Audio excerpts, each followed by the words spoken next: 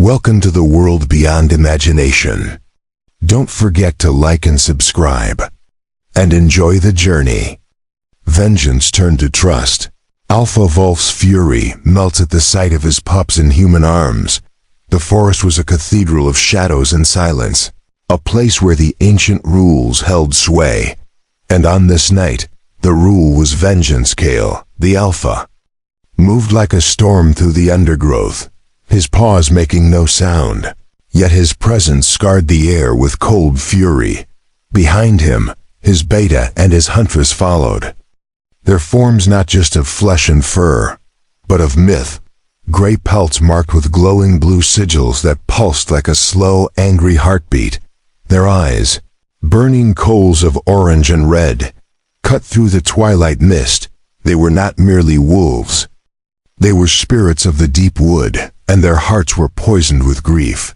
Their den, their sacred place, had been violated by the scent of man, and in the chaos, the two smallest members of their pack, the twin pups of Kale's own blood, had vanished. The only trail, the foul, unfamiliar stink of human, led here to this glade. Now, that scent was a thick, greasy rope in the air, leading to the great dark tree at the clearing's heart.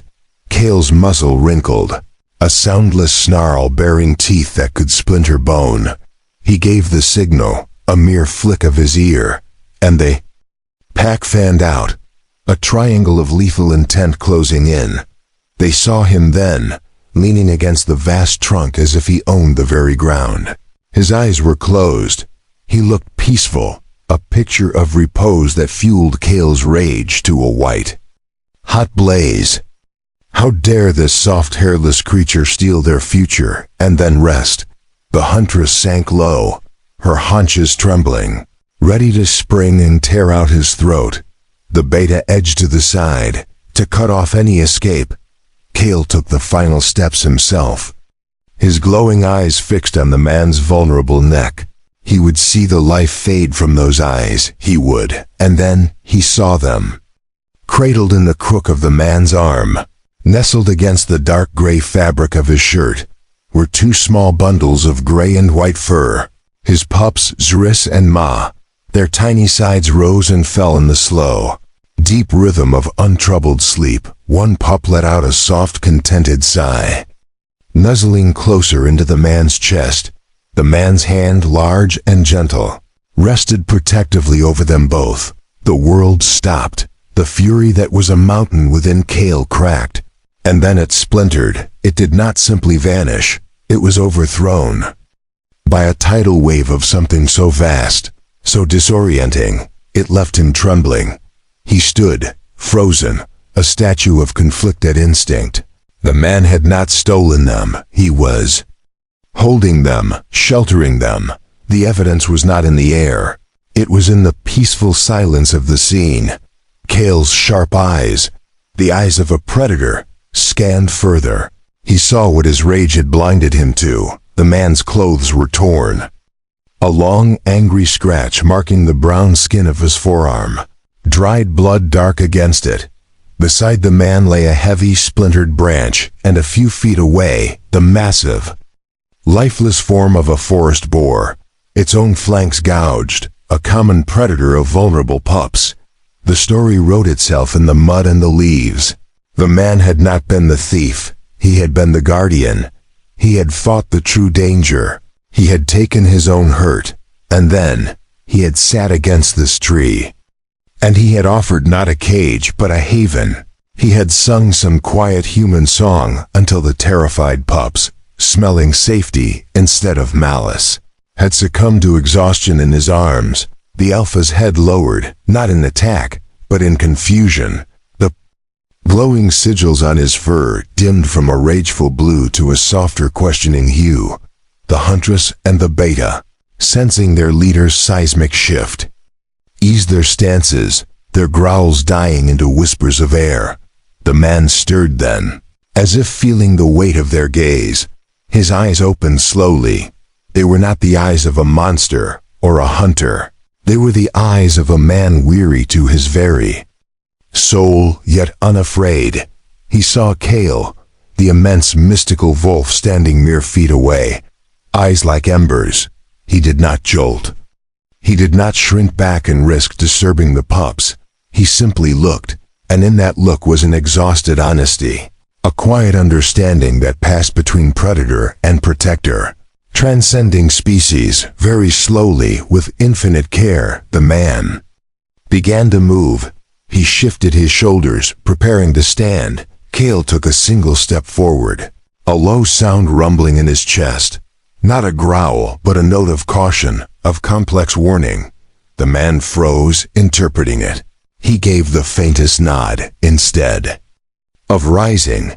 He simply leaned his head back against the tree, and did something then that stole the very breath from the wolves watching. He closed his eyes again, and a single tear traced a path through the grime on his cheek. It was the release of a fear he had held at bay for hours, the acknowledgement of a danger that had now mysteriously passed. This act of ultimate trust, this vulnerability, was the final key. Cale, alpha of the glowing pack, moved again. He closed the distance, his head now level with the man's seated form. He ignored the man completely, his nose wet and black, dipped down to his sleeping pups. He inhaled their scent deeply.